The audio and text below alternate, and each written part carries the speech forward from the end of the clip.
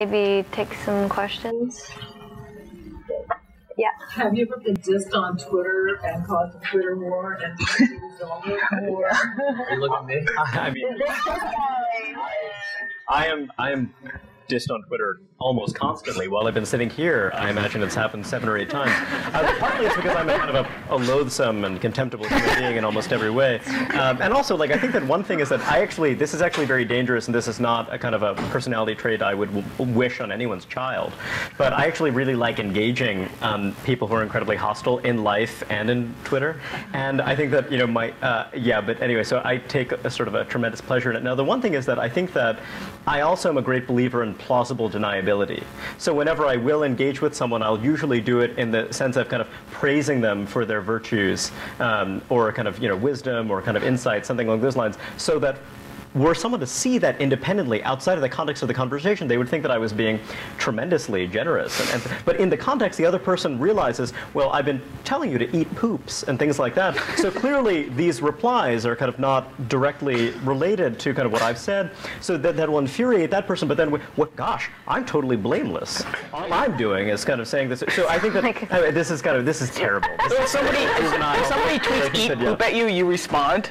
Oh, absolutely. In fact, actually, some of my best friends are people, you know, kind of with whom our relationship began. Sort of not just sort of like, you know, for example, that's the name of a very popular British cereal. Little known fact. If you followed my cereal tweets, you would know that. I just made that up. But I think that actually, but now you also have other conversations, and this is actually one of those things about when you have more followers and the kind of engagement you like to engage in. So I think that, again, for some people it's a broadcast channel, and you're kind of sending things out, and it's kind of fairly innocent. But for some people, it really is a thing where it's actually like these are internet friends. People are friends or something like that, where it feels more intimate, and it feels as though, oh, I can really share what I think. And then again, it gets to that funny place where the kind of conversation that makes sense in the time life building for people who have certain kind of shared class associations or, you know, or kind of whatever, they don't make sense. So then part of it's actually just literally explaining yourself, and then how obligated do you feel to do that? Partly it depends on the kind of volume of response you get back, right? So I think that that's one neat, I always think of it as being like living in a city. You have all these weird serendipitous encounters, some of which are unpleasant.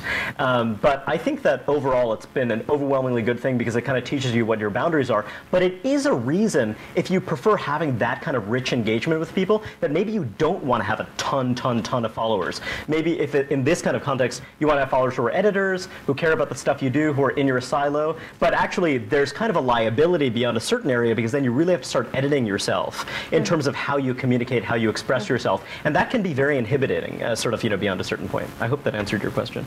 So yes, he started wars. Anyone else? Well, I finished them. I haven't started them. Finish him!